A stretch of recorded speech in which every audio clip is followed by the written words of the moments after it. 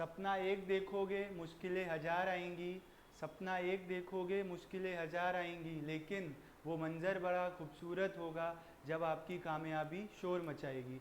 स्वागत है बच्चों आप सभी का सीएल करियर एकेडमी के ऑनलाइन प्लेटफॉर्म पे। मैं शशांक भट्ट आपके लिए लेके आया हूँ पीरियोडिक क्लासिफिकेशन पे एक लेक्चर, जो कि होने वाला है 4th लेक्चर। आज हम कवर करेंगे एक अपनी बहुत ही इम्पोर्टेंट प्रॉपर्टी जिसका नाम है आयोनाइजेशन एंथैल्पी। ऑलरेडी हम लोग कवर कर चुके हैं इफेक्टिव न्यूक्लियर चार्ज, है ना, और साइज के बारे में। तो आज हम चर्चा करते हैं आयोनाइजेशन एंथैल्पी पे। क्या होती है ये आयोनाइजेशन एंथैल्पी? देखो यार, आयोनाइजेशन एंथैल्पी जो है ना, वो क्या है? वो एक एनर्जी है जो हमें लगानी पड़ती है जब हम किसी इलेक्ट्रॉन को रिमूव कराना चाहते हैं एटम में से। ठीक है, अब इलेक्ट्रॉन जो है वो एटम की क्या है? पॉकेट मनी है। तो वो अपनी मनी, है ना, उसका सपना मनी मनी, वो थोड़ी दे देगा अपना मनी तुम्हें। तो तुम्हें वहाँ पे एफर्ट करना पड़ेगा कि ला भाई दे दे यार, इलेक्ट्रॉन दे दे। तो ऐसा करने के लिए आपकी एनर्जी लगेगी, और जब आपकी एनर्जी लगेगी तो उसका लेवल कुछ कम होगा। और law of conservation of energy कहता है कि ये एक फॉर्म से दूसरी फॉर्म में कन्वर्ट हो सकती है। तो अब वो किसको मिल जाएगी? अब वो एटम को मिल जाएगी, है ना। और फिर क्या होगा? एटम को जब एनर्जी मिलेगी तो वो पॉजिटिव, उसकी एनर्जी बढ़ जाएगी, मतलब पॉजिटिव फॉर्म में आप दिखाओगे। तो आयोनाइजेशन एनर्जी का जो मैग्नीट्यूड है वो कैसा रहता है? पॉजिटिव रहता है। ठीक, तो अगर मैं आपसे आयोनाइजेशन एंथैल्पी की डेफिनेशन लिखूं तो ये क्या होती है? ध्यान से देखना, आप देखो, it is the amount of energy required, है ना। ये क्या है? एनर्जी है जो कि हमें चाहिए, किस लिए? Amount of energy required to remove. अब रिमूव करना है आपको क्या? इलेक्ट्रॉन रिमूव करना है, ठीक है। टू रिमूव एन इलेक्ट्रॉन, है ना। इलेक्ट्रॉन रिमूव करने के लिए कहाँ से? From the valence shell of an isolated gaseous atom. अभी मतलब समझा रहा हूँ इसका, आपको ध्यान से समझना। आप आयोनाइजेशन एंथैल्पी क्या है? वो एनर्जी जो कि हमें चाहिए क्या? इलेक्ट्रॉन निकालने के लिए, कहाँ से? वैलेंस शेल में से, किसके? आइसोलेटेड गैसियस एटम के। आ रही है बात समझ में कि नहीं, बताओ। ठीक, अब सर इनका क्या मतलब है? ये जो आपने वर्ड्स लिखे हैं ना, आइसोलेटेड, इसका क्या मतलब है? आइसोलेटेड का मतलब है that state in which atom is not bonding form, है ना। atom is non bonding या नॉन बॉन्डेड, जहाँ पे वो एटम क्या हो? नॉन बॉन्डेड हो, मतलब किसी के साथ उसने क्या कर रखा हो? बॉन्ड ना बना रखा हो। ठीक है, तो उस वाले स्टेट में आप क्या कहोगे? उस वाले स्टेट में आप कहोगे वो आइसोलेटेड है। गैसियस से क्या होगा? यार पहली बात तो दूसरों से बातचीत नहीं कर रहा है, बॉन्ड का मतलब ये है किसी के संग केमिकल बॉन्ड नहीं बना रखा है। बट ऐसा होता है ना कि सॉलिड में, लिक्विड में इंटरमोलिकुलर फोर्सेस अच्छी रहती हैं, तो हमने वो भी कंडीशन को क्या कर दिया? वो भी कंडीशन को हमने हटा दिया, हमने उसको किस में कन्वर्ट कर दिया? गैसियस स्टेट में। तो ये आप ध्यान रखोगे, ये दो वर्ड। कहाँ से निकलेगा इलेक्ट्रॉन? आइसोलेटेड गैसियस एटम से। उस एनर्जी को आप क्या कहोगे? आयोनाइजेशन एंथैल्पी या एनर्जी कहोगे। ठीक है सर, आ रही है बात समझ में। अब ये कैसी होगी यार, है ना, वैसी होगी जैसी इसे होना चाहिए। तो आयोनाइजेशन एंथैल्पी यूजुअली क्या होती है? पॉजिटिव होती है। आयोनाइजेशन एंथैल्पी क्या होती है? पॉजिटिव। क्यों? क्योंकि यहाँ आप वर्क करते हो, तो हम ये कह सकते हैं जो आयोनाइजेशन प्रोसेस है वो कैसा है? एंडोथर्मिक है। आयोनाइजेशन कैसा प्रोसेस है? एंडोथर्मिक प्रोसेस है। आ रही है बात समझ में? ठीक है, अब मैं अगर आपसे बात करूं सक्सेसिव आयोनाइजेशन एंथैल्पी की, किसकी? सक्सेसिव आयोनाइजेशन एंथैल्पी की। जैसे हमने क्या किया? एक इलेक्ट्रॉन निकाल दिया अपना कहीं से भी, जैसे ये था आपका आइसोलेटेड गैसियस एटम, यहाँ से आपने एक इलेक्ट्रॉन निकाला, इलेक्ट्रॉन निकला तो क्या आ गया? Positive charge. यहाँ पे जो एनर्जी लगी उसको मैं I1 बोल रहा हूँ। देन आपने अब ए प्लस में से एक इलेक्ट्रॉन निकाला तो ये क्या बन जाएगा A2+, और यहाँ एक इलेक्ट्रॉन निकल जाएगा, ये क्या हो गई सेकेंड आयोनाइजेशन एनर्जी हो गई। आ रही है बात समझ में कि नहीं बताओ। तो इनमें अगर मैं आपसे पूछूं कौन सी आयोनाइजेशन एनर्जी ज़्यादा होगी तो आप क्या बताओगे? सर कैसे पता लगेगा यार आयोनाइजेशन एनर्जी कौन सी ज़्यादा है? तो देखो आप होगा क्या, अभी आपने न्यूट्रल एटम में से इलेक्ट्रॉन निकाला, इलेक्ट्रॉन निकालने के लिए आप कोई पॉजिटिव चीज़ भेजोगे ना वहाँ पे। दोनों तरीके से समझा रहा हूँ, एक मतलब ऐसी अपना लेमन लैंग्वेज में, फिर मैं केमिस्ट्री के टर्म्स में भी समझाऊंगा आपको। अभी न्यूट्रल था, आपने पॉजिटिव वाले को भेजा, वो इलेक्ट्रॉन निकाल लाया। अब ये ऑलरेडी पॉजिटिव है, किसी पॉजिटिव चीज़ को भेजोगे तो वहाँ पे क्या हो जाएगा, रिपल्शन हो जाएगा। ये एक लेमन लैंग्वेज थी। लेकिन अगर मैं आपसे बात करूँ कि केमिस्ट्री के टर्म्स में सर कैसे एक्सप्लेन करोगे, तो यार रीज़न है इफेक्टिव न्यूक्लियर चार्ज। यहाँ जितने भी उसके पास प्रोटॉन थे उतने इलेक्ट्रॉन थे, तो उन इलेक्ट्रॉन्स को क्या कर रखा था उसने, अच्छे से होल्ड कर रखा था। सपोज करो इसका एटॉमिक नंबर कुछ भी मान लो, आप कैसे लिखते हो Z, इसका एटॉमिक नंबर कितना था Z, तो Z प्रोटॉन थे, Z इलेक्ट्रॉन थे। इस समय क्या हुआ, प्रोटॉन तो Z रहे लेकिन इलेक्ट्रॉन Z-1 हो गए, एक इलेक्ट्रॉन निकल गया ना, तो अब उन प्रोटॉन्स ने बचे हुए इलेक्ट्रॉन्स को बहुत ही अच्छे से अट्रैक्ट कर रखा होगा। तो जब आप उन इलेक्ट्रॉन को निकालने जाओगे तो आपको ज़्यादा एनर्जी देनी पड़ेगी। इसीलिए हम कहते हैं कि जो सक्सेसिव आई होती है ना वो हमेशा ग्रेटर होती हैं, are always greater than their previous value. अपनी पुरानी वाली वैल्यू से वो हमेशा क्या होंगी, ज़्यादा। जैसे कि इस केस में क्या हो जाएगा, है ना, अगर मैं इस केस की बात करूँ आपसे, तो सेकंड आयोनाइजेशन एनर्जी ज़्यादा होगी किससे, फर्स्ट से। बताओ, ऐसी थर्ड सेकंड से ज़्यादा होगी। आ रही है बात समझ में कि नहीं? दिख रहा है ना वहाँ पे, थोड़ा सा उधर हो गया वो, ठीक। इतनी बात आप नोट करो, आयोनाइजेशन एनर्जी की डेफिनेशन कैसा उसका मैग्नीट्यूड होता है plus minus, then successive ionisation energy. फिर हम आगे बात करेंगे किन किन फैक्टर्स पे ये डिपेंड करती है, ठीक है। नोट कर लो आप। लाइट आ चुकी है, बीच में चली गई थी, एक बार मैंने स्टार्ट भी कर दिया था, है ना, फिर क्या हुआ कि मुझे रोकना पड़ा। पहले स्टार्टिंग में ही ऐसा हो जाए तो बीच में तो चलो एडजस्ट हो जाता है, तो भी ब्रेक मिल जाता है ना। लिख लो।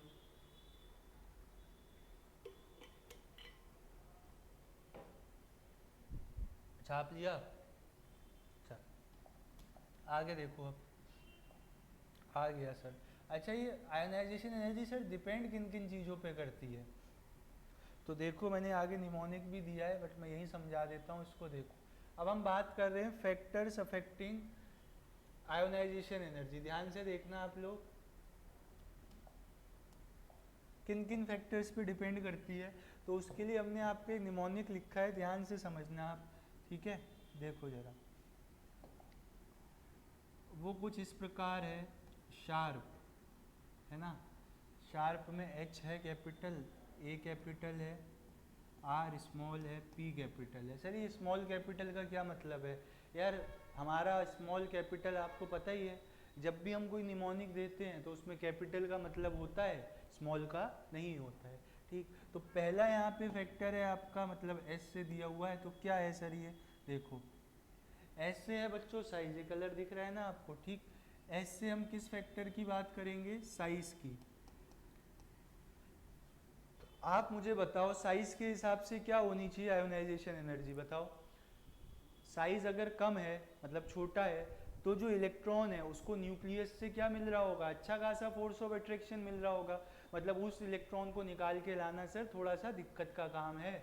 यानी कि छोटू एटम में बहुत ही भयंकर इलेक्ट्रोस्टैटिक फोर्स होती हैं, तो इसीलिए इलेक्ट्रॉन निकालने में दिक्कत आती है। दिक्कत आती है तो एनर्जी ज़्यादा लगेगी, यानी कि size is inversely proportional to ionisation energy.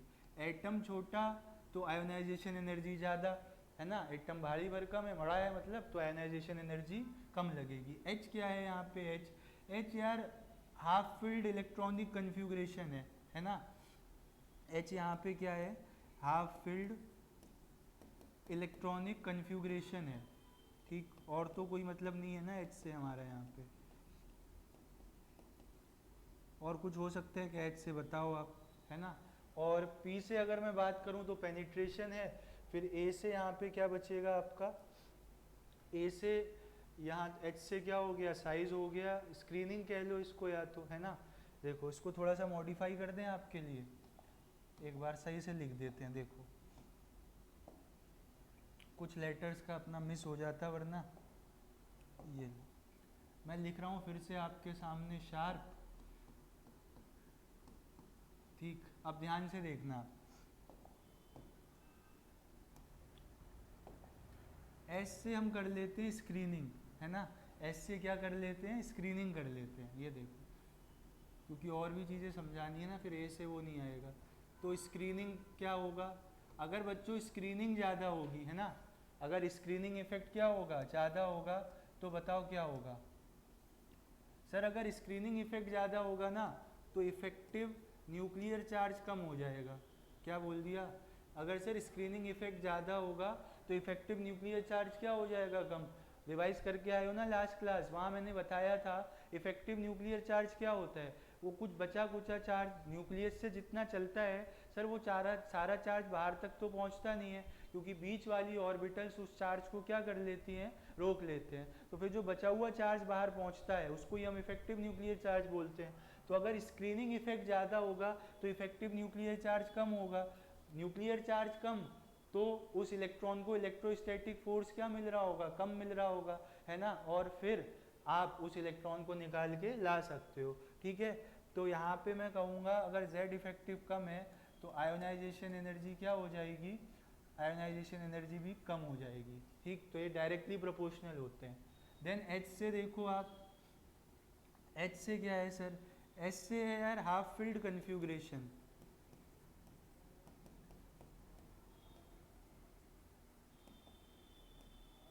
Half field configuration की जो आयोनाइजेशन एनर्जी होती है वो ज़्यादा होती है किससे, देन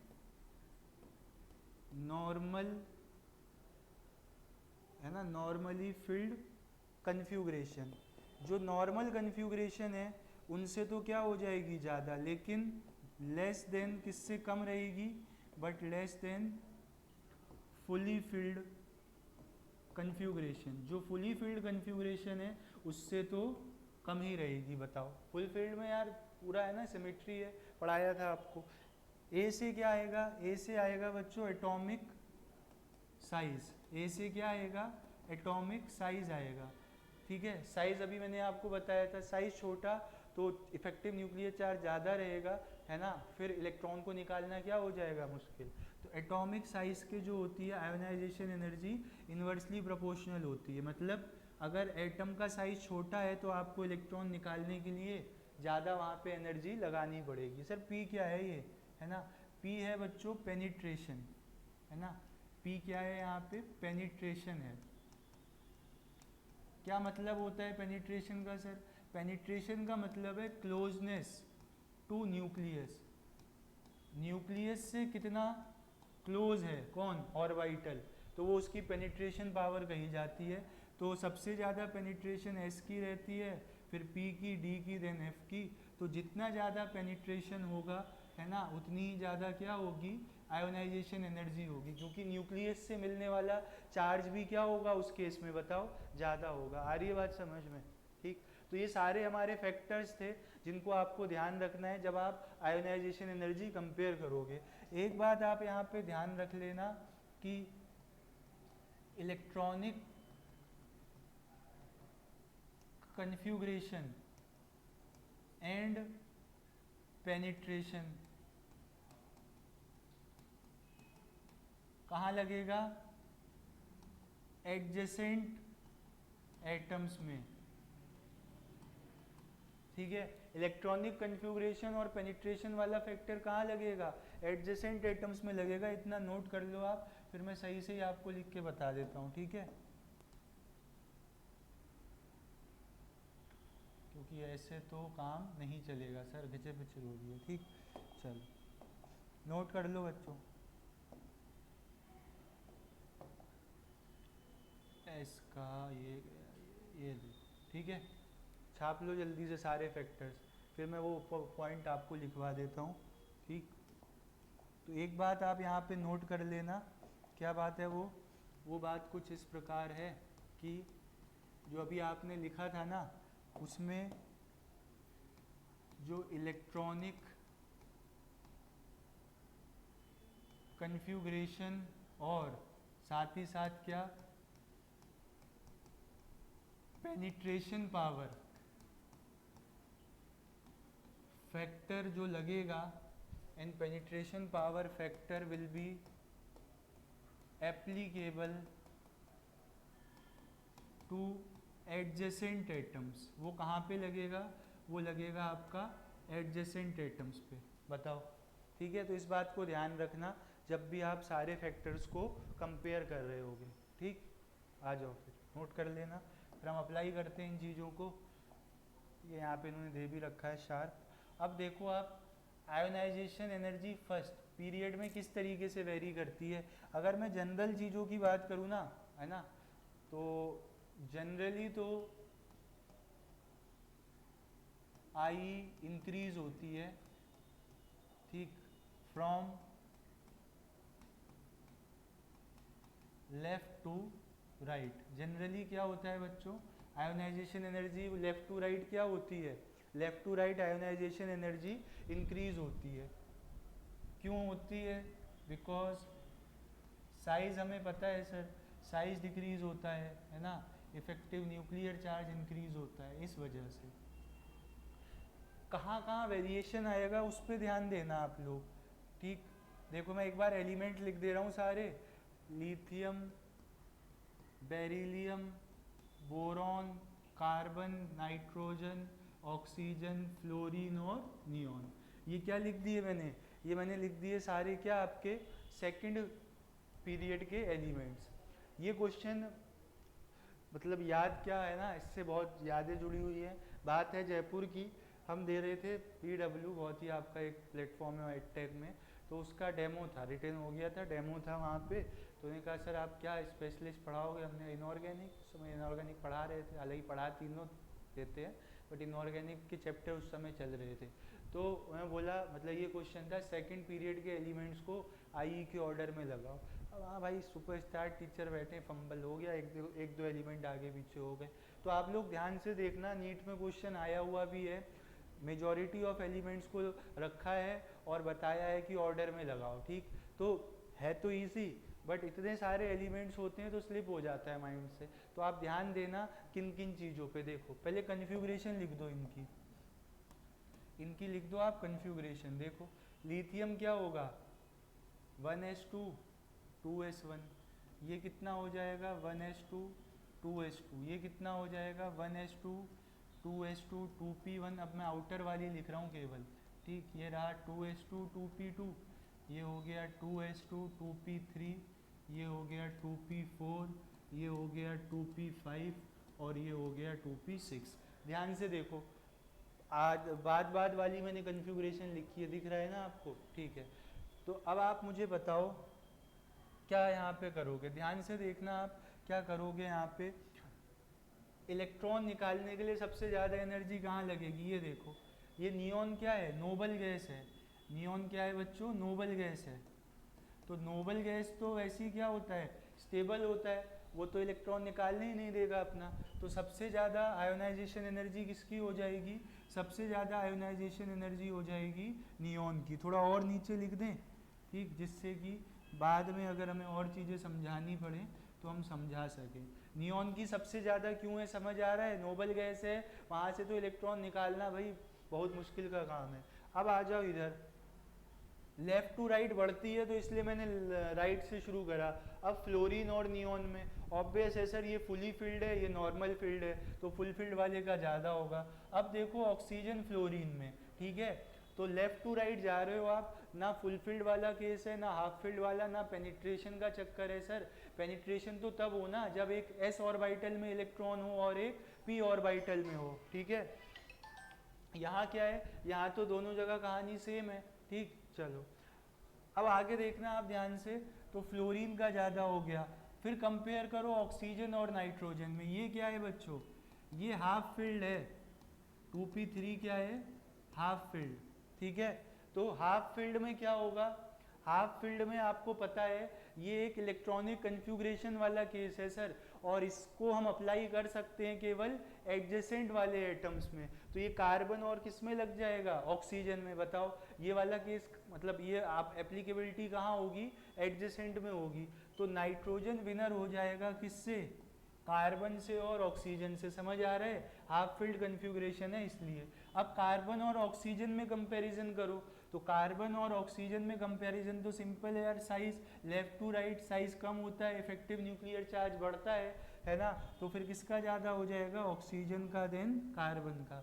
ध्यान से समझना आप लोग। अब आ जाओ बोरॉन और कार्बन में, तो क्या होगा सर, बोरॉन का जो है कार्बन से तो कम ही रहेगा, साइज का है। क्या बेरिलियम से भी कम हो जाएगा, ध्यान से देखना आप, 2s2। ये क्या है, पहली बात तो फुली फिल्ड है, ठीक। दूसरी बात पेनिट्रेशन, देखो यहाँ 2s से इलेक्ट्रॉन निकल रहा है, यहाँ 2p से। पेनिट्रेशन जो है s ऑर्बिटल के इलेक्ट्रॉन्स का वो ज़्यादा है p से, इसीलिए फिर कौन विनर हो जाएगा, बेरिलियम। फिर बचा लिथियम और बोरॉन, तो उसमें बोरॉन का ज़्यादा और सबसे कम किसका, लिथियम का। तो ये देखो आपके सामने आ गए हैं क्या, सेकंड पीरियड के elements on the basis of, है ना, क्या, आयोनाइजेशन एनर्जी। बताओ इतनी बात समझ आ रही है आपको, ठीक है। तो इन फैक्टर्स को ध्यान रखना, लेफ्ट टू राइट बढ़ता है ये तो तय है। तो मैंने सबसे राइट वाले को पकड़ा क्योंकि वो नोबल गैस था, वहाँ से इलेक्ट्रॉन निकलेगा नहीं, सबसे ज़्यादा आयोनाइजेशन एंथैल्पी। फिर हमने अपना फैक्टर्स लगाया, और कहीं पे अगर इलेक्ट्रॉनिक कन्फ्यूग्रेशन या पेनिट्रेशन आया तो हमने उसको एडजेसेंट से क्या कर लिया, कंपेयर। तो आपको ध्यान कहाँ पे रखना है, एक तो नाइट्रोजन वाले केस में और एक किस में, बेरिलियम वाले केस में। यहाँ पे क्या आती है, एबनॉर्मेलिटी आती है, ठीक है। नोट कर लो बच्चों, एज इट इज़ क्वेश्चन आया हुआ है नीट में। अभी मैं आपको दिखाऊंगा, अभी क्वेश्चंस करेंगे थ्योरेटिकल पार्ट कवर करने के बाद। नोट कर लो जल्दी से, छाप लो जल्दी से।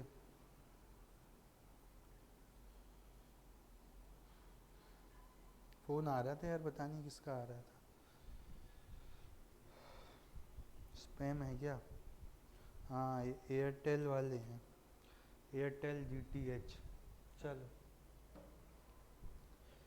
देख लो कुछ इसमें, है ना, नोट कर लो, फिर बाद में पढ़ोगे भूल जाओगे तुम।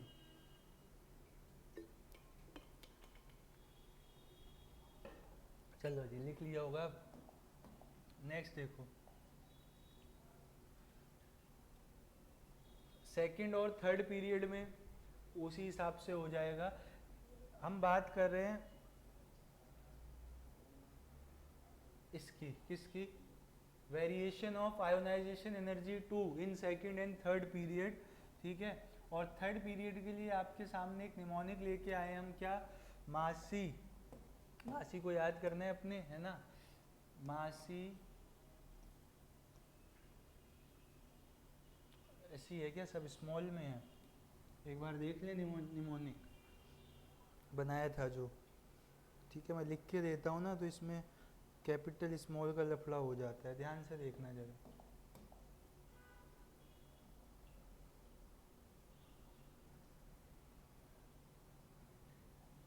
एस कैपिटल है ये तो, है ना,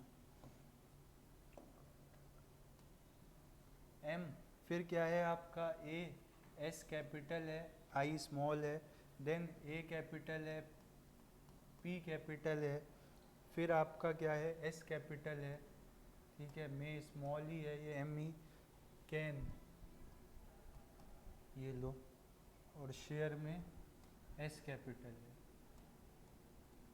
तो ये रहा आपका निमोनिक, जिससे कि आप क्या ध्यान रखोगे, आप ध्यान रखोगे क्या, कि आई सेकंड जो है वो थर्ड पीरियड एलिमेंट्स की कैसे वेरी करती है। तो अब आप देख लो इनको, एम से क्या होगा थर्ड में यार, पीरियोडिक टेबल देख लो यार बेटा, मांगे है ना, मैग्नीशियम होगा। उसके बाद एस से क्या है सर, है ना, एस से है आपका सिलिकॉन। फिर ए से क्या है, ए से इसके बाद कौन आएगा, एल्यूमिनियम आएगा क्या, आर्गन तो वैसे ही लास्ट में आएगा, एल्यूमिनियम, ठीक। पी से नेपाल पाकिस्तान फॉस्फोरस, एस से सल्फर, सी से क्या आ रहा है, कैल्शियम आ रहा है, वही है ना, दो एस क्या होता है उसमें, एल्कलाइन अर्थ मेथड, है ना, फिर देखो ए से क्या है आर्गन, फिर एस से क्या है, एस से क्या आएगा आपका बताओ, एस से है यहाँ पे सोडियम है ना, एस से क्या है सोडियम है। क्या यहाँ पे कैल्शियम आना चाहिए क्या, ये बताओ कैल्शियम यहाँ फिट बैठेगा, वो तो सर फोर्थ पीरियड का होता है, तो कौन रह गया था हेलोजन यानी कि क्लोरीन। तो ये ऑर्डर है आपका, ठीक है किसका, थर्ड पीरियड में सेकंड आयोनाइजेशन एनर्जी का। निमोनिक है देखो यार, बुक्स में जो एक्सप्लेन किया जाता है वो सेकंड पीरियड की बस फर्स्ट आयोनाइजेशन एनर्जी एक्सप्लेन की जाती है। अब अगर कभी क्वेश्चन आ जाए है ना, तो ऐसे ही क्वेश्चंस को तो पकड़ के हमें ऊपर उठना है, बाकी सब तो करेंगे ही, सब बराबर है। तो इन क्वेश्चंस के सहारे से हम थोड़ा सा अपना रैंक इम्प्रूव कर सकते हैं। उसके लिए हमें निमोनिक याद करना पड़ेगा, मासी आपस में कैन शेयर करो, कैपिटल लेटर्स का रोल है, ठीक है ध्यान रखना आप। रब कर रहा हूँ नोट कर लेना। इसके बाद देखो नेक्स्ट, ये रहा आपका क्या सेकंड पीरियड का, ये तो मैंने आपको बता ही दिया था, ठीक है। सेकंड पीरियड की ये क्या है IE2 है, इसको देख लो, ये क्या है सेकंड पीरियड की आयोनाइजेशन एनर्जी सेकंड है, on the basis of electronic configuration ही है ये, कहो तो बता दूं, देख लो, मानोगे थोड़ी ऐसे, देखो समझा देते हैं आपको। नियॉन लिथियम, ठीक है, लिथियम की ज़्यादा क्यों हुई भाई, नॉर्मल लिथियम क्या होता 1s2 2s1, फिर एक इलेक्ट्रॉन निकल जाता तो ये 1s2 हो जाता, ठीक है। तो इस वजह से सबसे ज़्यादा एनर्जी यहाँ है, जबकि नियॉन में 1s2 2s2 2p6 एक इलेक्ट्रॉन जैसे तैसे करके भी आप निकाल देते तो फिर वो क्या हो जाता, वो हो जाता 2p5। तो तुम्हें दिख ही रहा है साफ साफ किसकी ज़्यादा हो जाएगी, लिथियम की ज़्यादा हो जाएगी। यहाँ फर्स्ट शेल में से इलेक्ट्रॉन निकलेगा, यहाँ सेकंड में से, फुली फिल्ड है। देन सर फ्लोरीन और ऑक्सीजन में ऑक्सीजन क्यों ज़्यादा हो गया, ऑक्सीजन क्या 1s2 2s2 2p4, एक इलेक्ट्रॉन निकालोगे तो वो निकलेगा 2p से और कितना हो जाएगा 2p3, फिर दूसरा इलेक्ट्रॉन निकालना चाह रहे हो आप कहाँ से, फिर दूसरा इलेक्ट्रॉन आप निकालना चाह रहे हो 2p3 से, और ये क्या हो चुका है हाफ फिल्ड हो चुका है, मतलब इलेक्ट्रॉनिक कन्फिग्रेशन वाला केस है। वहीं फ्लोरीन को देखते तो 1s2 2s2 2p5, एक इलेक्ट्रॉन निकाल दिया 1s2 2s2 2p4, तो एक बार इलेक्ट्रॉन 2p4 से निकालना है, एक बार इलेक्ट्रॉन कहाँ से निकालना है 2p3 से। एडजेसेंट एटम्स के केस में इलेक्ट्रॉनिक कन्फिग्रेशन लग सकती है, इसीलिए मैं कह रहा हूँ कि ऑक्सीजन की पहली वाली आयोनाइजेशन एनर्जी तो कम होती है ना, साइज का फंडा है अपना, लेकिन अब यहाँ पे इलेक्ट्रॉनिक कन्फिग्रेशन दिख रहा है साफ साफ, तो उसको डोमिनेट करवा दो, ठीक। तो इन्हीं सब फैक्टर्स के हिसाब से ये ऑर्डर आया है, आप लगा सकते हो बाकी भी, ठीक है नोट कर लेना। और कोई समझाना है क्या, ये समझा दिया। नाइट्रोजन, बोरॉन, बोरॉन क्या हो जाएगा सर 1s2 2s2 2p1, एक इलेक्ट्रॉन निकालते ही ये क्या हो जाएगा 1s2 2s2। अब इलेक्ट्रॉन यहाँ कहाँ से जा रहा है, ये फुली फिल्ड s ऑर्बिटल से जा रहा है, तो इसीलिए इसमें क्या लगेगी ज़्यादा एनर्जी एज कम्पेयर टू इसके बाकी बाई बंधु। समझ आ रही है बात नहीं, ठीक है। तो एक कन्फ्यूग्रेशन के बेसिस पे है। चलो और देखो आप, variation of ionisation energy in a group, group में किस तरीके से वेरी करेगी सर, यार डाउन द ग्रुप आने पे क्या होता है, डाउन द ग्रुप आने पे जो है सर साइज बढ़ता है, साइज बढ़ेगा तो न्यूक्लियस का चार्ज जो बाहर तक पहुंच रहा था वो क्या हो जाएगा, वो बाहर तक चार्ज कम पहुंचेगा। अब आप उस इलेक्ट्रॉन को निकाल के आराम से ला सकते हो। तो अगर मैं जनरल टर्म्स की बात करूं आपसे, तो जनरल टर्म्स में हम ये कह सकते हैं सर, जनरली आयोनाइजेशन एनर्जी जो है ना, decreases from top to bottom, वो क्या होती है टॉप टू बॉटम जो है वो डिक्रीज होती है, ठीक है। बात ध्यान रखना, जनरल है, ठीक है। कहाँ कहाँ घपला होगा सर, देखो पहला ग्रुप देखो आप, lithium, sodium, potassium, rubidium, caesium, francium, होता ये तो रेडियो एक्टिव है, उसको तो मैं कंसीडर ही नहीं कर रहा हूँ। इनको देखो आप, यहाँ पे क्या होता है ना, यहाँ आते आते पीछे एफ ब्लॉक शुरू हो गया होता है, तो सीजियम में क्या होता है, एफ ऑर्बिटल्स जो होती हैं वो कंप्लीटली फिल्ड हो चुकी होती हैं, ठीक है। क्या फ़र्क पड़ेगा सर इससे, यार एफ ऑर्बिटल्स कंप्लीटली फिल्ड हैं and they have poor screening, और उनका क्या होता है, पुअर स्क्रीनिंग होता है। स्क्रीनिंग मतलब चार्ज को रोकने की एबिलिटी। तो इस वजह से होता क्या है, इफेक्टिव न्यूक्लियर चार्ज बढ़ जाता है ना, और आयोनाइजेशन एनर्जी भी क्या हो जाती है, बढ़ जाती है। लेकिन ये उसका शील्डिंग वगैरह का ये जो है इन पे ही लगेगा बस, है ना। तो इसमें और इसमें कौन हो जाएगा, सीजियम ज़्यादा हो जाएगा, ये ध्यान रखना। तो अगर मैं ऑर्डर में लगाऊं तो क्या आएगा, सबसे ज़्यादा आपका लिथियम आएगा, देन सोडियम, देन पोटेशियम, और फिर कौन आ जाएगा, सीजियम, और सबसे लास्ट में कौन आ जाएगा, रुबिडियम आ जाएगा, ठीक है। इसको आगे पीछे करना है ना, सीजियम की ज़्यादा है रुबिडियम से। आपको लगेगा कि एक एक शेल इंक्रीज होता जा रहा है, तो नहीं, तो आपको ध्यान कहाँ रखना है, इस जगह पे।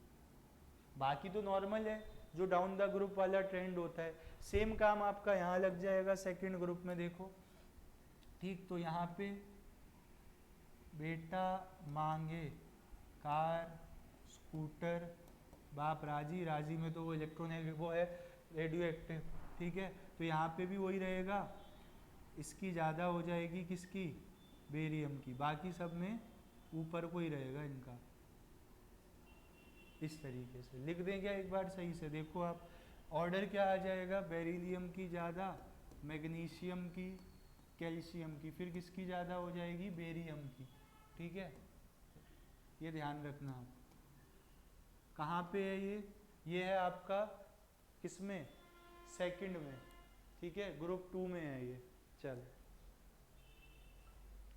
आगे देखते हैं, फिर इसको नोट कर लेना। Down the group ionisation energy क्या होती है, down the group ionisation energy sir कम होती है, लेकिन वो नीचे क्या हो रहा था, एफ ऑर्बिटल्स जो थे आपके वो फील्ड हो जा रहे थे, जिनका पुअर स्क्रीनिंग था, ठीक है। सही चल रही है रिकॉर्डिंग, मस्त एकदम। एसी कौन बंद कर देता है यार, देखो। और देखो आप,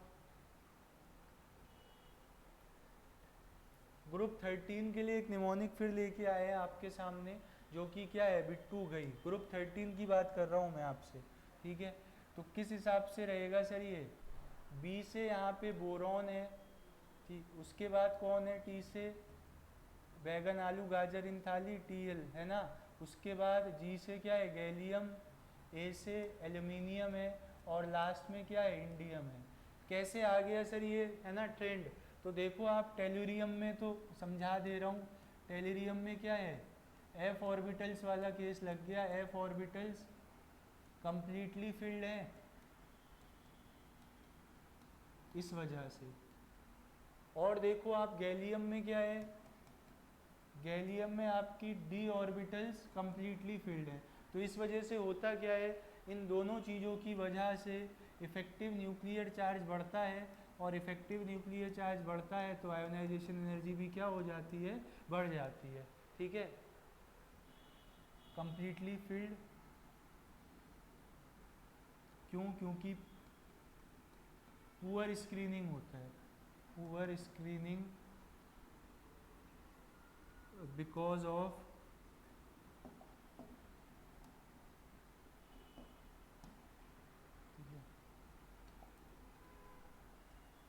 poor screening of d and f orbitals. इस वजह से क्या होता है, वो डोमिनेट कर जाता है, और टेलुरियम देखो सबसे आगे आ गया, ठीक है। चलो अब ये क्या है, ग्रुप 4, ये सब आपके बच्चों वो हैं, कौन, ट्रांजिशन एलिमेंट्स वाले, ठीक है। तो ध्यान से देखना आप, यहाँ क्या रहेगा, देखो साइज में मैंने पढ़ाया था, from 3D to 4D series जो है, साइज नॉर्मली क्या होता है, इंक्रीज होता है, बट कहाँ से, 4D से 5D, एक्सेप्ट कहाँ पे, ग्रुप 3, ठीक है।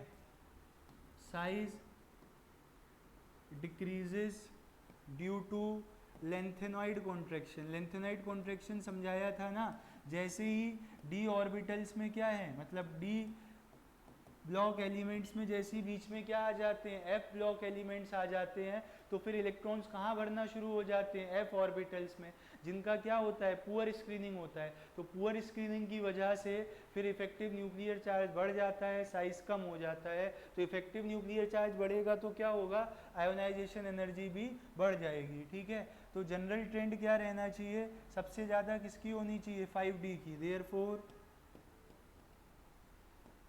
5D series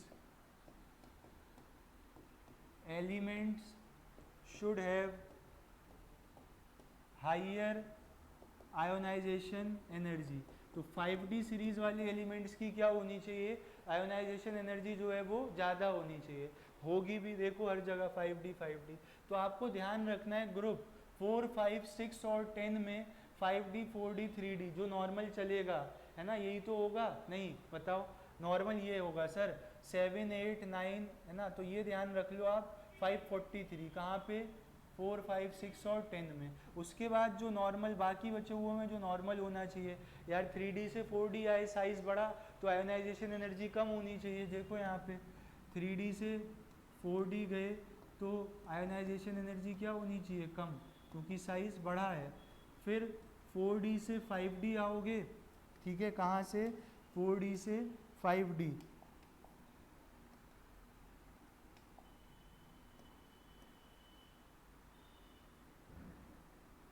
तो क्या होगा, 4D से 5D आओगे तो आयोनाइजेशन एनर्जी बढ़नी चाहिए, क्योंकि साइज क्या हुआ है, कम। तो ये तो नॉर्मल ट्रेंड है। तो 4, 5, 6 और 10 को छोड़ के नॉर्मल ट्रेंड चलता है, बाकी क्या चलता है, 543। ये ठीक है, ये मतलब मेमोरी बेस्ड चीज़ें ये यार, अगर क्लिक कर गया तो आप कर आओगे। वहाँ कॉन्सेप्ट तो मैं तब समझा पा रहा हूँ क्योंकि मैंने इसको मतलब पहले से टारगेट कर रखा है, मुझे तो ये पढ़ाना है, तो मुझे उसके कॉन्सेप्ट रिकॉल है। लेकिन जब यार जिस दिन तुम्हारे दिमाग में भेजा फ्राई हो चुका होगा, 30 चैप्टर तो केमिस्ट्री के ही होंगे और इतने ही लगभग फिजिक्स, मैथ या बायो के, तो ऑन एन एवरेज 100+ चैप्टर्स आपको ध्यान रखने हैं, तो आप इतनी चीज़ों के कॉन्सेप्ट को ध्यान नहीं रख पाओगे। बट हाँ, अगर क्लिक करेगा कि सर ने आई में ग्रुप 13 में बिट्टू गई याद करवाया है, तो उस हिसाब से कर लोगे आप, ठीक है, इस हिसाब से आप कर लोगे बिट, है ना। और बाकी जो आपके डी वाले हैं, तो डी वालों में अपना ये आ जाएगा क्या, 543, 4, 5, 6 और 10 में। बाकी जो नॉर्मल ट्रेंड है बाकी ग्रुप्स में वो चलेगा। ग्रुप 3 क्यों नहीं बताया सर, ग्रुप 3 इसलिए नहीं बताया यार, वहाँ पे लेंथेनॉइड्स होते ही नहीं है, तो वहाँ नॉर्मल चलेगा आपका, कौन सा, नॉर्मल जैसा चलना चाहिए आपका, ठीक है। आवाज़ आ रही है ना, ठीक है, हिल डुल जाता है हमारा माइक। चलो, इतनी बातें नोट कर लो आप इनको। अब देखो नेक्स्ट ग्रुप 14 में फिर वही चक्कर है, वो एफ ऑर्बिटल्स वाला, ठीक है। कार्तिक शिव गणेश संग पार्वती एसएन बाद में हो गया, पीबी पहले हो गया। रीज़न वही है, poor screening of F orbitals, जिसकी वजह से इफेक्टिव न्यूक्लियर चार्ज बढ़ता है और क्या बढ़ जाती है, आयोनाइजेशन एनर्जी बढ़ जाती है, ठीक। सिमिलर ट्रेंड ग्रुप 1, 2 और 18 के लिए कोई एबनॉर्मेलिटी आपको नहीं देखने को मिलेगी ग्रुप 15, 16 और 17 में। आ रही है बात समझ में, मतलब मैं हर एक ग्रुप, हर एक पीरियड पे बात कर रहा हूँ, ठीक है, क्या पता कहाँ से क्वेश्चन बन जाए, तो आप तो ध्यान रखो। जो नॉर्मल है वो तो सभी को पता है, सेकंड पीरियड सब पढ़ाते हैं, है ना, डाउन द ग्रुप सब बताते हैं, आई कम होती है, लेकिन और क्या पॉसिबिलिटीज़ हैं। लास्ट वाले में फ्लिपिंग क्यों हो गई, क्योंकि लास्ट में सर एफ ऑर्बिटल्स बढ़ती हैं, पुअर स्क्रीनिंग होता है, इफेक्टिव न्यूक्लियर चार्ज बढ़ जाता है, आयोनाइजेशन एनर्जी बढ़ जाती है। वो डी ब्लॉक वालों में क्या घपला हुआ, 4D से 5D लेंथेनॉइड कॉन्ट्रैक्शन की वजह से साइज कम हुआ, आयोनाइजेशन एनर्जी बढ़ गई। तो कॉन्सेप्ट तो है ना, एक्सेप्शन कुछ नहीं है, बट ध्यान तो रखना पड़ेगा, तो ध्यान रखना इसको, कोई एबनॉर्मेलिटी नहीं है 15, 16, 17 में। अब आप देखो एप्लीकेशंस किसकी, आयोनाइजेशन एनर्जी की। क्या क्या एप्लीकेशंस हैं सर आयोनाइजेशन एनर्जी की, ध्यान से देखना आप, देखो मतलब आयोनाइजेशन एनर्जी हमने पढ़ लिया सर क्या होता है, इलेक्ट्रॉन निकालने के लिए जो एनर्जी लगती है from the valence shell of an isolated gaseous atom, उसको आप क्या बोलते हो, आयोनाइजेशन एनर्जी बोलते हो, ठीक है। एप्लीकेशंस क्या हैं इसकी, आप बता सकते हो वो एलिमेंट में मेटेलिक करेक्टर पाया जाता है या नॉन मेटेलिक करेक्टर। मुझे जल्दी से बताओ मेटल्स क्या होते हैं, बताओ इलेक्ट्रॉन के टर्म्स में बताना, ठीक है। वो मत बता देना कि मेटल सोनोरस होते हैं, डक्टाइल होते हैं, ये सब नहीं पूछ रहा हूँ मैं। बताओ इलेक्ट्रॉन्स के टर्म्स में इलेक्ट्रो पॉजिटिव होते हैं या इलेक्ट्रो नेगेटिव होते हैं।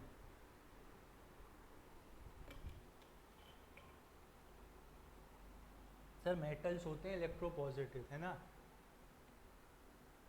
मेटल्स कैसे होते हैं, इलेक्ट्रो पॉजिटिव होते हैं। तो बात कर रहे हैं मेटल्स की, metals are electropositive in nature, है ना। मेटल्स कैसे होते हैं, इलेक्ट्रो पॉजिटिव होते हैं नेचर में, ठीक है सर, ये बात समझ आ गई। मतलब कैसे रहना चाहते हैं, दे टेंड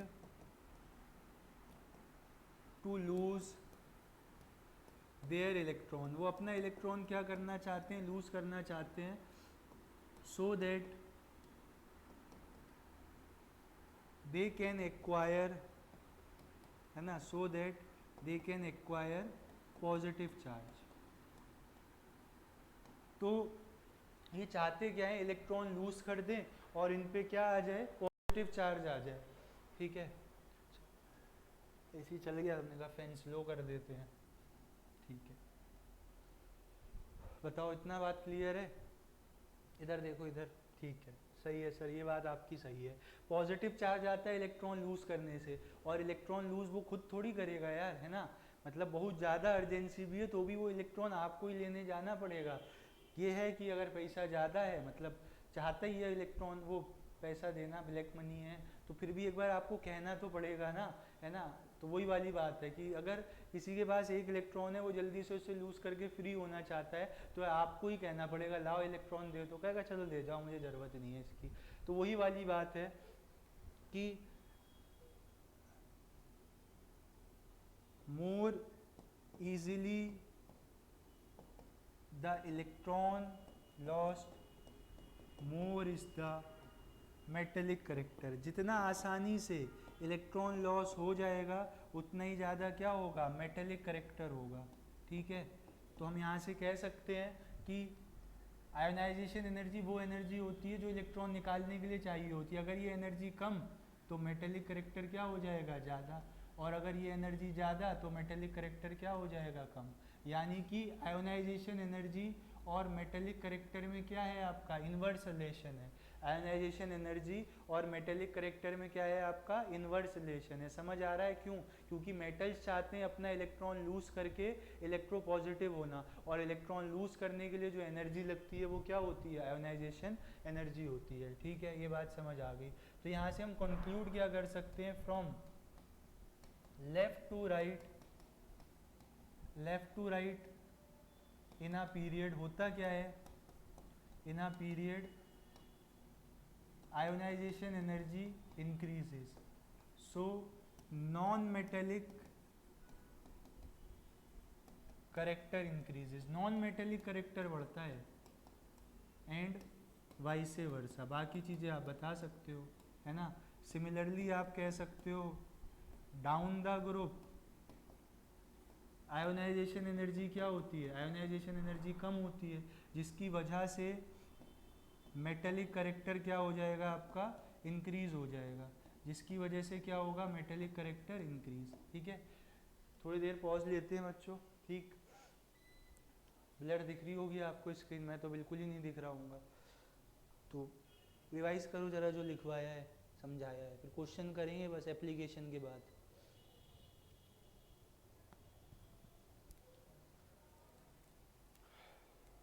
लो जी आ गई, ठीक है। चल इतनी बात नोट कर लो आप, ठीक। पहली एप्लीकेशन क्लियर हो गई, metallic and non metallic character. Then next देखो और क्या एप्लीकेशन है इसकी, रिएक्टिविटी ऑफ मेटल्स। वही वाली बात है यार, अगर मेटल रिएक्ट कैसे करता है, इलेक्ट्रॉन लॉस करके, ठीक है। तो अगर आयोनाइजेशन एनर्जी ज़्यादा रहेगी तो रिएक्टिविटी क्या होगी, कम। अगर आयोनाइजेशन एनर्जी ज़्यादा रहेगी तो रिएक्टिविटी क्या हो जाएगी, कम, तो इन्वर्सली प्रोपोर्शनल है। आयोनाइजेशन एनर्जी ज़्यादा तो रिएक्टिविटी कम। भाई कोई चीज़ रिएक्ट किसके थ्रू करेगा, अपने इलेक्ट्रॉन के थ्रू। आयनिक बॉन्ड बनता है इलेक्ट्रॉन के ट्रांसफ़र से बनता है, ठीक है। कोवेलेंट बॉन्ड बनता है इलेक्ट्रॉन की शेयरिंग से बनता है। अब इलेक्ट्रॉन की हेरा फेरी करने में अगर आपको ज़्यादा एनर्जी लग रही है सर, तो फिर वहाँ पे वो चीज़ रिएक्ट ही नहीं करेगी। और मेटल्स के केस में हेरा फेरी होती है इलेक्ट्रॉन लॉस कराने के टर्म्स में। तो अगर इलेक्ट्रॉन लॉस कराने के लिए ज़्यादा एनर्जी लगेगी तो वो मेटल रिएक्ट जल्दी नहीं करेगा। तो वही रीज़न है, इसलिए मैंने क्या कहा, इन्वर्स रिलेशन है। शाबाश, छाप लो जल्दी से। नेक्स्ट देखो, stability of oxidation states. Next application क्या है बच्चों, स्टेबिलिटी ऑफ ऑक्सीडेशन स्टेट्स। क्या मतलब है इसका, यार आपको पता है अलग अलग एलिमेंट की अपनी क्या होती है, थोड़ा सा ये दिख रहा है ना, इधर आ जाऊँ क्या, हाँ यहाँ दिख रहा है, देखो अच्छा लग रहा है ना यहाँ पे, ठीक है। अलग अलग एलिमेंट की क्या हो, मतलब एक एलिमेंट अलग अलग ऑक्सीडेशन स्टेट्स में पाया जा सकता है। तो सर अगर वो अलग अलग ऑक्सीडेशन स्टेट में पाया जा सकता है तो उनमें से सबसे ज़्यादा स्टेबल कौन सी होगी, ये तो बता दो। तो मैंने कहा यार इसका फैसला भी किससे होगा, इसका फैसला भी होगा आयोनाइजेशन एनर्जी के टर्म्स में। अगर आयोनाइजेशन एनर्जी की वैल्यू ज़्यादा है या इक्वल है किससे, 16 इलेक्ट्रॉन वोल्ट से, तो लोअर ऑक्सीडेशन स्टेट क्या हो जाएगी, ज़्यादा स्टेबल। मतलब क्या, मतलब यार तुम्हें बहुत ज़्यादा एनर्जी लगानी पड़ रही है इलेक्ट्रॉन निकालने के लिए। इलेक्ट्रॉन निकालने से पॉजिटिव चार्ज आता है, ठीक है। तो ध्यान से समझो आप, देखो ज़रा इसका एग्जाम्पल समझा रहा हूँ।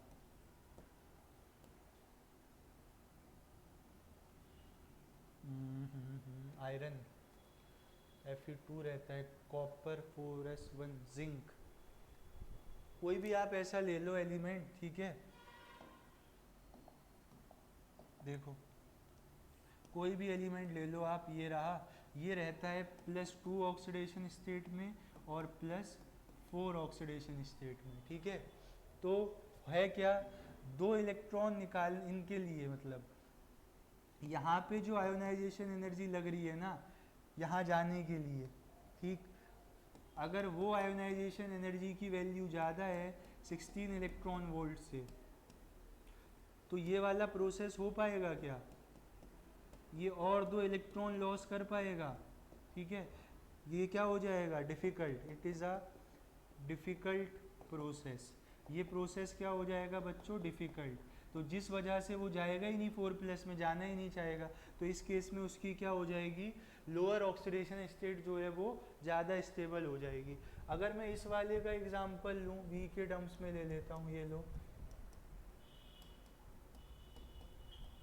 ठीक है। तो ये बोरॉन नहीं है बच्चों, ठीक है, चलो नहीं है तो ये देखो, बोरॉन एक +1 में है और एक किस में है, +3 में है। कौन ज़्यादा स्टेबल होगा, बोरॉन ही बना दिया। तो यहाँ से यहाँ जाने का अगर आयोनाइजेशन एनर्जी, आयन तो बना ही रहे हो ना आप, यहाँ से यहाँ जाने में अगर एनर्जी 11 इलेक्ट्रॉन वोल्ट से कम लग रही है तो वो काम हो जाएगा, है ना। यानी कि बोरॉन +1 से बोरॉन 3+ बनाना क्या है, इजी है। यानी कि ये प्रोसेस कैसा है, दिस प्रोसेस इज इजी। तो ये काम हो जाएगा, है ना, और ये काम हो जाएगा। अगर ये काम हो जाएगा तो क्या होगा फिर बताओ, ये काम हो जाएगा तो ये 3+ में चला जाएगा। तो जो प्रोसेस डिफ़िकल्ट है तो वो होएगा ही नहीं। तो यहाँ 2+ से 4+ जाना पॉसिबल नहीं था, इसलिए +2 ज़्यादा स्टेबल।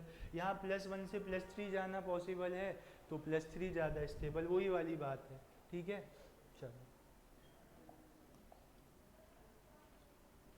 नेक्स्ट देखो आप, to determine the valence electrons of an element. आप वैलेंस इलेक्ट्रॉन के बारे में भी बता सकते हो। कैसे बताएंगे सर, जैसे कि आपका एक ए एलिमेंट था, इसका एक इलेक्ट्रॉन निकालने के लिए जो फर्स्ट आयोनाइजेशन एनर्जी थी वो थी मान लो 50 किलो जूल। फिर सेकेंड इलेक्ट्रॉन निकालने के लिए जो एनर्जी लगी, ठीक है, सेकेंड इलेक्ट्रॉन निकालने के लिए जो एनर्जी लगी वो कितनी थी सर, एक हाइपोथेटिकल वैल्यू ले रहा हूँ, उसको तुम मान मत लेना। ये आ गई आपकी क्या, ये आ गई 5000 kilo joule.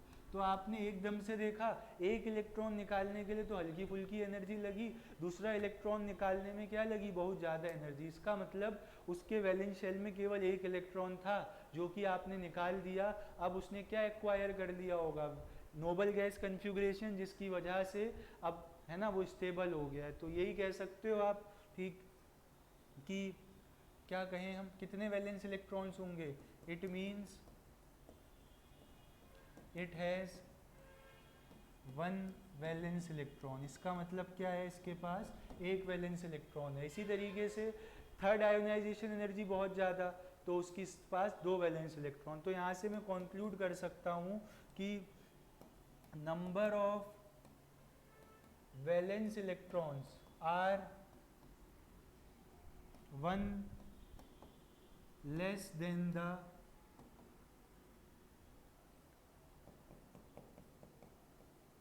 Having higher jump. जैसे थर्ड में आयोनाइजेशन एनर्जी में बहुत ज़्यादा जंप आया तो उसके पास 2 वैलेंस इलेक्ट्रॉन होंगे। ठीक है, इंग्लिश अपनी टूटी फूटी है बट आप कॉन्सेप्ट समझ गए होगे। टूटी फ्रूटी नहीं कह रहा हूँ मैं, आइसक्रीम वाली है ना, टूटी फूटी कह रहा हूँ। तो आप समझ गए होगे इस बात को कि जैसे ही हमें ड्रास्टिक चेंज दिखेगा आयोनाइजेशन एनर्जी की वैल्यू में, हम कह देंगे इस समय उसने क्या एक्वायर कर रखी है, अपनी फुलफिल्ड इलेक्ट्रॉनिक कन्फिग्रेशन। चलो फिर ठीक है, मतलब अब उसके वैलेंस इलेक्ट्रॉन सारे लॉस हो चुके हैं। ठीक, ये बात नोट कर लेना। अब हम क्वेश्चंस की तरफ बढ़ रहे हैं, ध्यान देना। आप देखो क्वेश्चन नंबर नहीं डाला सर जी ने, कोई बात नहीं, देखो ध्यान से। फॉर एलिमेंट्स बोरॉन कार्बन, इधर देख लो ना sir, nitrogen lithium beryllium oxygen and fluorine the correct order of first ionisation energy. अब ध्यान से देखो आप, सबसे पहले हमने क्या पढ़ाया था, सेकंड पीरियड में आई कैसे वेरी करती है। और आप देख सकते हो, क्या देख सकते हैं सर, देख लो क्वेश्चन, देखो तो कब आया है इस बार लेटेस्ट एग्जाम में। तो आपको पता है, देखो सबसे ज़्यादा किसकी होगी, फ्लोरीन की होती है सबसे ज़्यादा, सारे सही है। फिर नाइट्रोजन और ऑक्सीजन में नाइट्रोजन की ज़्यादा होती थी, ये वाले गलत हो गए है ना। वैसे तो इसकी थी नियोन की, फिर किसकी थी, नाइट्रोजन की। क्यों, क्योंकि इसके पास क्या था, हाफ फिल्ड था। देन किसका आता था, ऑक्सीजन और कार्बन में ऑक्सीजन का, ठीक है। तो नाइट्रोजन फिर ऑक्सीजन, ठीक है, कार्बन ठीक है। और देखो अब आप इधर बोरॉन और बेरिलियम में सर बेरिलियम का ज़्यादा होता था क्योंकि यहाँ पे पेनिट्रेशन का था। यहाँ पे किसका लफड़ा था, पेनिट्रेशन का बेरिलियम में। यहाँ किसका था, हाफ फील्ड का। तो बेरिलियम कहाँ दे रखा है आपको, बेरिलियम दे रखा है सर यहाँ पे। तो A option will be the right answer. आगे बात समझ में, ए ऑप्शन क्या हो जाएगा सही। भाई इसी बार आया है क्वेश्चन, देख लो तुम, मतलब जितना एनसीईआरटी में दिया उतना भी पढ़ के जाते हो तो जेईई मेंस का क्वेश्चन आप सॉल्व कर पाओगे। नीट का तो पूरा पेपर ही उसी से आता है। देखो सेकंड पीरियड वाली बात बहुत अच्छे से समझाई है बुक में, जाके आप देखना with the help of graph, values भी वहाँ पे बता रखी हैं। चलो समझ आ गया क्वेश्चन है, एज इट इज़ थ्योरी में समझा रखा है। नेक्स्ट देखो आप, assertion रीजनिंग है, the energy required to form Mg2 plus from Mg is much higher than that required to produce Mg plus. बात तो सही है ना। क्यों, क्योंकि सर जो आपको एक इलेक्ट्रॉन निकालने के लिए एनर्जी लगेगी वो ऑटोमेटिक सी बात है कि वो कम होगी। बताओ आ रही है बात समझ में या नहीं। I2 क्या है, 2 I का कॉम्बिनेशन है, I1 है ना, और इसको मैं कह देता हूँ I2 डैश। तो इन दोनों का कॉम्बिनेशन है, मतलब Mg से Mg2 प्लस बनाने में आपको 2 इलेक्ट्रॉन निकालने हैं, Mg से Mg प्लस बनाने में 1 इलेक्ट्रॉन निकालना है। तो सर ये ऑब्वियस है कि 2 इलेक्ट्रॉन निकालने के लिए जो है वो ज़्यादा एनर्जी लगेगी, Mg2 प्लस से Mg बनाने में ज़्यादा एनर्जी लगेगी देन Mg प्लस बनाने के लिए। असर्शन सही है। अगला पढ़ो, Mg2 plus is small ion and carry more charge than Mg plus. Mg2 plus क्या है, स्मॉल आयन है, हाँ स्मॉल आयन है, ठीक है, and carry more charge than Mg plus. बात तो सही है इनकी, लेकिन क्या ये करेक्ट एक्सप्लेनेशन है इसके लिए, क्या ये इसके लिए करेक्ट एक्सप्लेनेशन है, बताओ। Mg2 इसमें इससे क्या लेना देना यार, Mg प्लस और Mg2 प्लस में है ना, Mg से समझाते तो सही होता। तो एसर्शन रीजनिंग सही है और मेरे हिसाब से ये जो करेक्ट एक्सप्लेनेशन नहीं है इसका, ठीक है। और मेरे पास क्वेश्चन भी नहीं है आंसर वगैरह टैली करने के लिए। चलो देख लेते हैं एक बार, क्योंकि गलत बताने से अच्छा है कि देख लिया जाए, ठीक। पीरियोडिक का क्वेश्चन है अपना। स्टेटमेंट दोनों सही हैं बच्चों, ये एक्सप्लेन कर रहा है इस बात को या नहीं, उस पर हमें सोचना है। 10 अप्रैल को क्वेश्चन आया है और एक क्वेश्चन ने फंसा दिया यार तुम्हारे सर जी को। करेक्ट एक्सप्लेनेशन कह रहे हैं भाई साहब, तो क्या कह रहे हैं, करेक्ट एक्सप्लेनेशन, ठीक है। तो option C is the correct answer. हाँ, तो अब फिर कह सकते हो आप इफेक्टिव न्यूक्लियर चार्ज की वजह से है। Mg2+ has smaller radius than Mg+ because it has lost 2 electrons. The smaller radius means that the protons in the nucleus are more tightly packed which makes the charge of the nucleus more effective, more difficult to remove an electron from Mg2+, है ना, to remove. चलो ठीक है, note कर लेना इसको।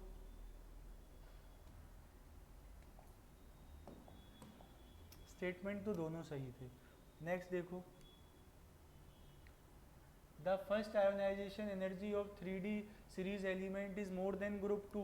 नहीं यार, ग्रुप 2 में तो क्या होता है, ग्रुप 2 की अगर मैं आपसे बात करूं तो ग्रुप 2 में ये होता है कि ग्रुप 2 वालों के पास तो क्या होता है, s ऑर्बिटल्स कंप्लीटली फिल्ड होते हैं ना, s ऑर्बिटल्स क्या होते हैं, कंप्लीटली फिल्ड होते हैं। बात करी जाए 3D सीरीज में, वहाँ ऐसा कुछ नहीं है, ठीक है। तो ये वाला स्टेटमेंट तो गलत है। नेक्स्ट पढ़ो, in 3D series successive filling of 3D orbital take place. हाँ, स्कैंडियम क्या होता है, आर्गन 18 4s2 3d1। इसके बाद अगला क्या होता है, टाइटेनियम, ठीक है, 4s2 3d2। तो सर एक एक करके जो आपके इलेक्ट्रॉन्स हैं वो कहाँ बढ़ते जाते हैं, डी ऑर्बिटल्स में। सेकंड वाला ये क्या है आपका, सही स्टेटमेंट है।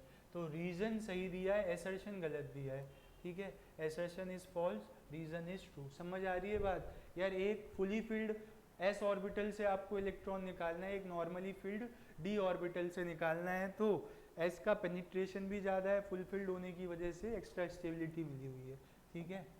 इसी बार के क्वेश्चन है सारे। नेक्स्ट देखो, the decrease in first ionization energy from boron to aluminium is much larger than that from aluminium to gallium। सही बात है, बोरॉन से एल्यूमिनियम जाने में साइज बढ़ता है, आयनाइजेशन एनर्जी कम होती है, डिफरेंस बहुत ज़्यादा रहता है। लेकिन एल्यूमिनियम से गैलियम जाने में साइज तो बढ़ता है, जिसकी वजह से आयनाइजेशन एनर्जी कम होनी चाहिए थी।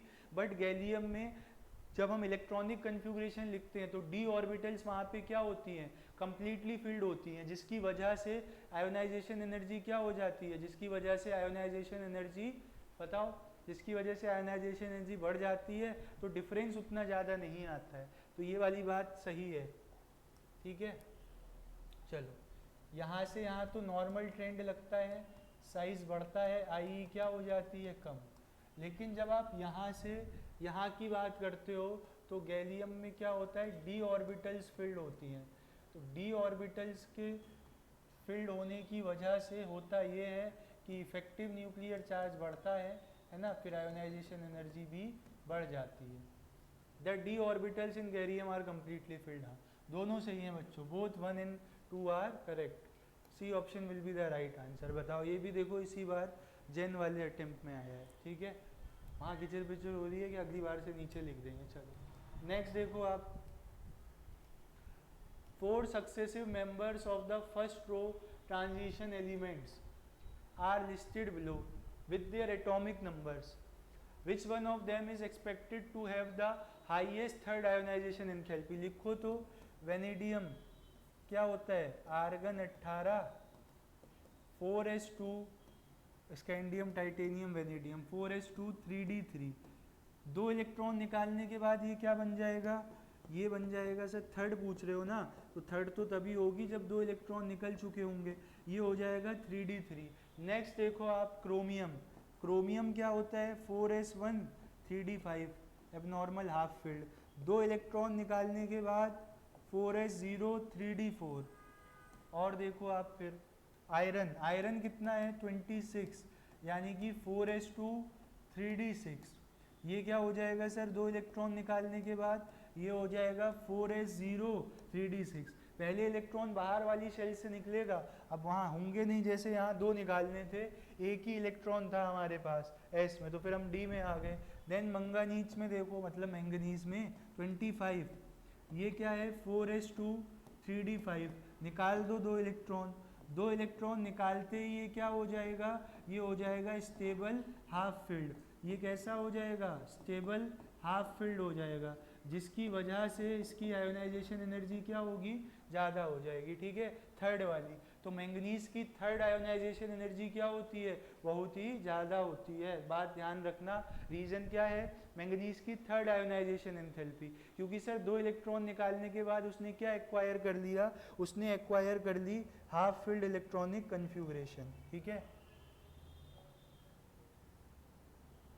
नेक्स्ट देखो, which of the following electronic configuration of an element of an atom has the lowest ionisation enthalpy. यार लोएस्ट कहाँ होगी बताओ, सबसे कम कहाँ पे, हर जगह सेकंड वाले सेल से इलेक्ट्रॉन निकाल रहा है या थर्ड से, तो सी वाले में लोएस्ट हो जाएगी। ठीक है, नेक्स्ट देखो, अरे बढ़ जा भाई, देख, among the following elements which electronic configuration have the highest ionisation energy. पीछे लोएस्ट पूछा था, अब हाईएस्ट पूछ रहे हैं, तो हाईएस्ट कैसे बताएंगे सर, जहाँ इलेक्ट्रॉन निकालने में सबसे ज़्यादा एनर्जी लगेगी।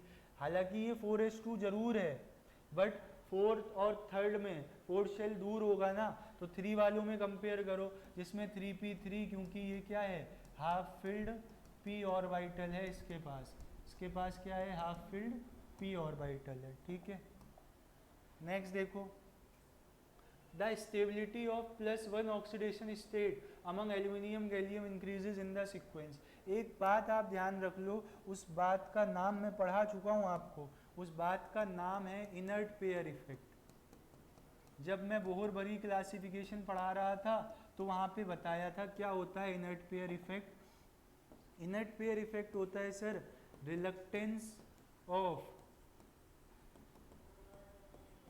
Inner shell s electrons to participate in bonding, जिसकी वजह से होता क्या है सर, ऐसा कौन होता क्या है, लोअर ऑक्सीडेशन स्टेट्स की स्टेबिलिटी बढ़ती है डाउन द ग्रुप। ये बात ध्यान रखना, क्योंकि यार वो अंदर वाले ऐसे इलेक्ट्रॉन बॉन्ड ही नहीं बनाएंगे, बॉन्ड नहीं बनाएंगे तो इलेक्ट्रॉन लॉस नहीं होगा, मतलब उनकी वजह से जो ऑक्सीडेशन स्टेट एक्वायर होनी थी वो नहीं हो पाएगी। तो एग्जाम्पल है आपके पास किसका, एग्जाम्पल है आपके पास ग्रुप 13 का, बैगन, आलू, गाजर इन थाली। ठीक, जनरल क्या होती है इनकी +3, ठीक है, बट ये और भी क्या शो कर सकते हैं +1, और ये तो सबसे ज़्यादा स्टेबल होता है +1 में। ठीक है, तो नीचे आते समय +1 की स्टेबिलिटी बढ़ रही है और +3 की स्टेबिलिटी क्या हो रही है, कम। ऑक्सीडेशन स्टेट की बात कर रहा हूँ मैं।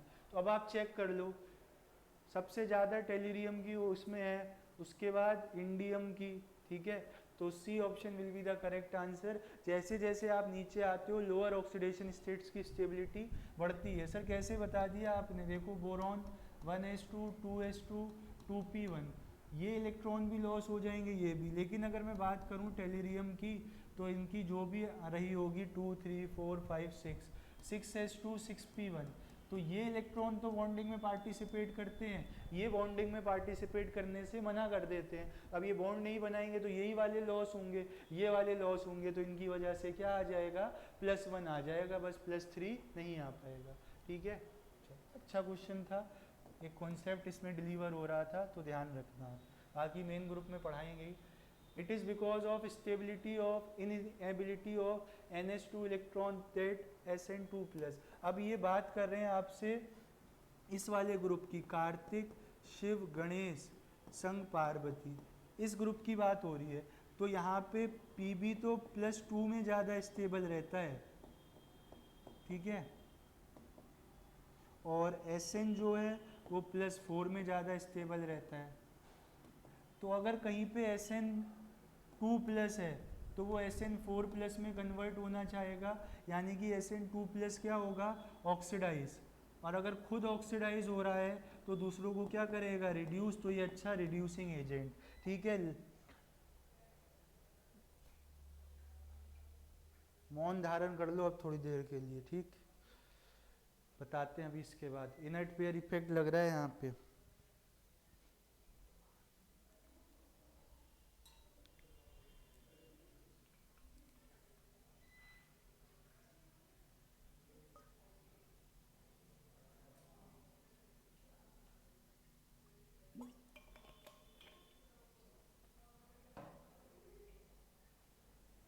चलो अब बात किसकी है, लेड की ना।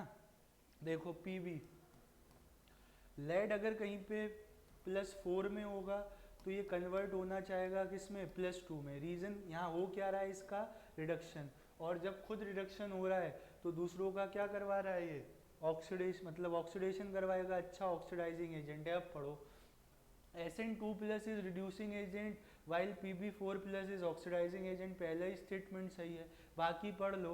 SN2+ इज ऑक्सीडाइजिंग नहीं, बोथ ऑक्सीडाइजिंग नहीं, तो ये स्टेटमेंट करेक्ट है। देखो तो यार इतना तो आप जानते ही हो ना, ऑक्सीडेशन स्टेट अगर स्टेबल वाली नहीं है तो वो उसमें कन्वर्ट होना चाहेगा। कन्वर्ट होने के लिए अगर खुद रिडक्शन करेगा तो दूसरों का ऑक्सीडेशन करवा देगा, और खुद ऑक्सीडेशन करेगा तो दूसरों का रिडक्शन करवा देगा। बहुत बढ़िया सर, ठीक है।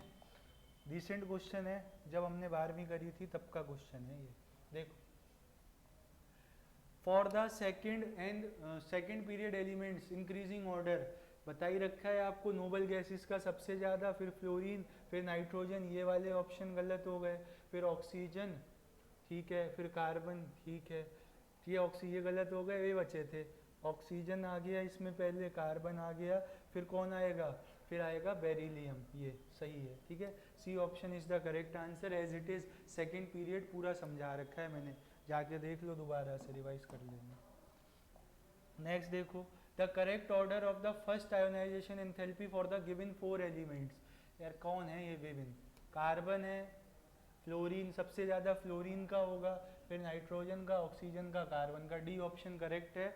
मैंने पूरी सीरीज़ बताई है आपको सेकंड पीरियड की वेरिएशन की, यहाँ कुछ 4 एलिमेंट उठा के पूछ लिए, और देख लो मेरे भाभी डॉक्टर्स, है ना, 2022 का क्वेश्चन है। डॉक्टर तो भाई निकालने ही है बैच से, वरना अब तो ऑफलाइन 12th में है ही नहीं कोई बायो का बच्चा यार,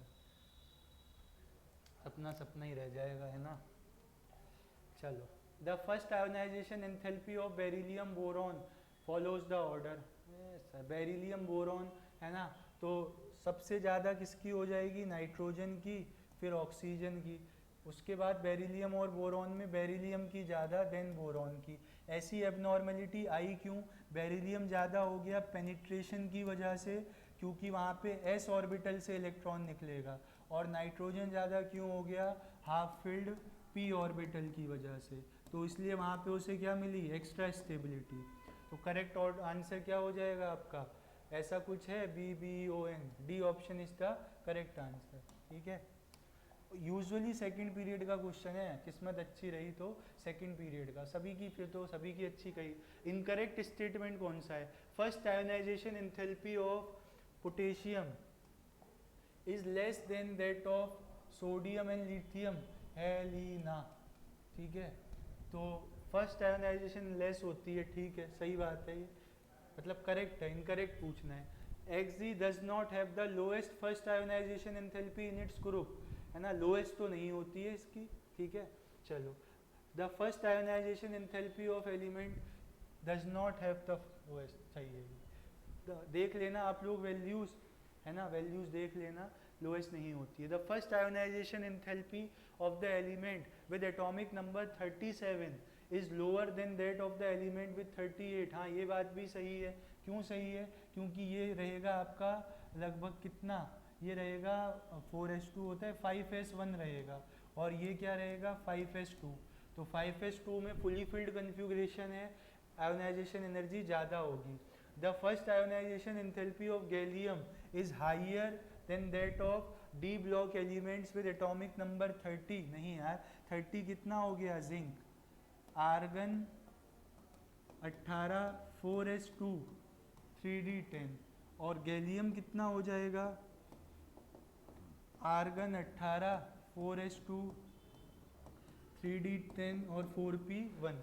ठीक है, तो यार एडजेसेंट में कन्फिग्रेशन लगता है, ये क्या है आपका, स्टेबल है, फुली फिल्ड है। ये कैसा है, स्टेबल फुली फिल्ड है, जिसकी वजह से जिंक से इलेक्ट्रॉन निकालने में बहुत ज़्यादा एनर्जी लगेगी। तो ये स्टेटमेंट गलत है, इनकरेक्ट बताना था हमें, D is the right answer. बताओ, समझ गए इस बात को? ठीक है, नेक्स्ट देखो, outermost electronic configuration of 4 elements A, B, C and D are given below. बताना क्या है इसमें, आयोनाइजेशन कुछ है क्या question, the correct order of first ionisation enthalpy, correct order बताना है। क्वेश्चन नीचे शिफ्ट हो गया, आप बताओ यहाँ से देख के। सबसे ज़्यादा एनर्जी सी में लगेगी, हाफ फील्ड है, उसके बाद किस में लगेगी, एडजेसेंट। ए और डी में देखो तो डी में इफेक्टिव न्यूक्लियर चार्ज ज़्यादा होगा, ए और बी में फिर बी कम हो जाएगा। ठीक है, बी ए डी सी क्या हो जाएगा, B A D C, B A D C, B A D C, B A D C, कहाँ है B A D C, B A D C, B option is the correct answer. ठीक है, ये 2022 का।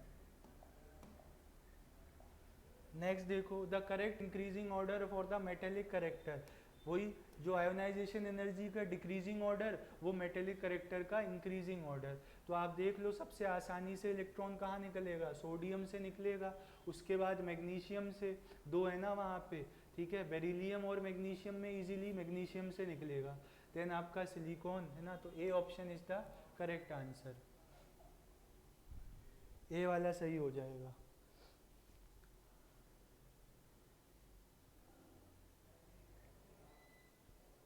Wind up कर दें क्या, कितने क्वेश्चन और हैं,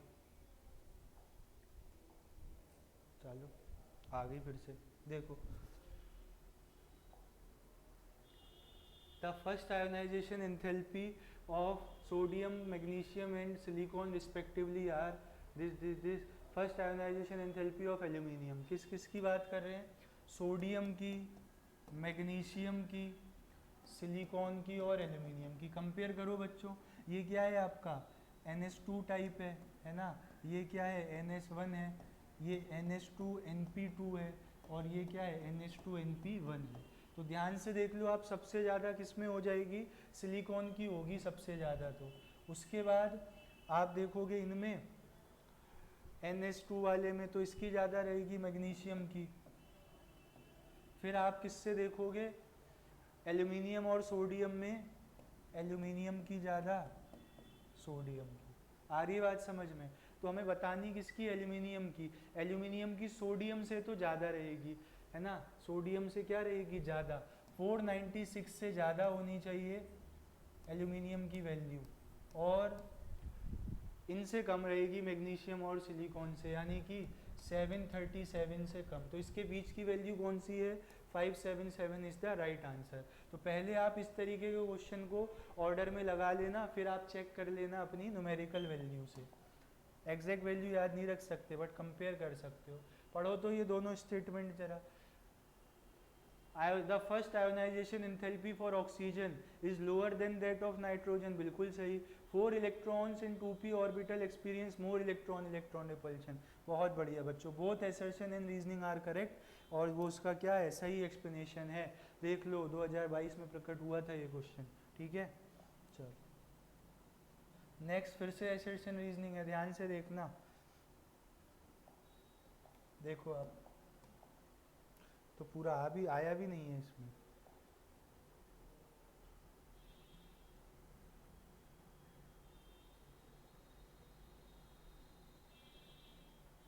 अब देखो बच्चों, सब बात जल्दी बताओ इसका। Metallic character decreases and non metallic character increases. Metallic character decreases left to right, हाँ सही बात है, नॉन मेटेलिक करेक्टर बढ़ता है। ऐसा होता इसलिए है क्योंकि आयोनाइजेशन एंथैल्पी इंक्रीज होती है, इलेक्ट्रॉन गेन एंथैल्पी डिक्रीज होती है। यार ये अभी पढ़ाया नहीं है तुम्हें, लेकिन फिर भी अभी मैं ये इतनी बात बता रहा हूँ कि इलेक्ट्रॉन गेन एंथैल्पी जो है आपकी, वो क्या हो जाएगी, इलेक्ट्रॉन गेन एंथैल्पी आपकी बढ़ती है लेफ्ट टू राइट। ठीक है, तो ये स्टेटमेंट गलत है, एसर्शन सही है। ठीक है, तो कौन सा ऑप्शन मैच कर रहा है बताओ जल्दी से। Assertion is true, reason is false. D option जो है वो करेक्ट हो जाएगा। ठीक,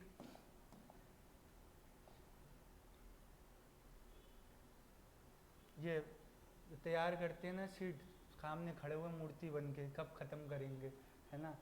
ख़त्म कर रहे हैं सर, बस कितने क्वेश्चन और दिए हैं आपने, 3 4 5, अरे भयंकर बहुत है यार, अभी तो 6 7 क्वेश्चन है, तो 5 मिनट और मान लेते हैं ना, 5 मिनट और मोहलत दे दो सर। कहाँ तक करा दिया था आपने, आपने यहाँ तक करा दिया था सर। चल जल्दी जल्दी कर लो भाई, नंबर होने वाला है, समय सीमा समाप्त होने वाली है, निकाल दिया जाएगा यहाँ से, बाहर फेंक दिया जाएगा। जल्दी देखो, the correct order of first ionisation enthalpy.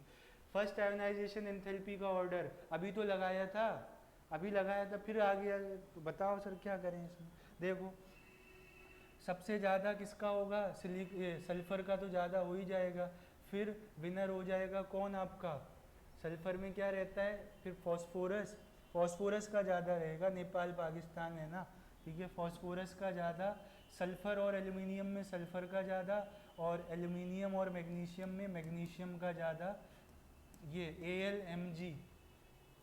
MG, S और P, C option is the correct answer. कैसे लगा दिया सर, अरे भाई P में हाफ फील्ड आ रहा था, और इसमें क्या आ रहा था, इसमें पेनिट्रेशन का आ रहा था।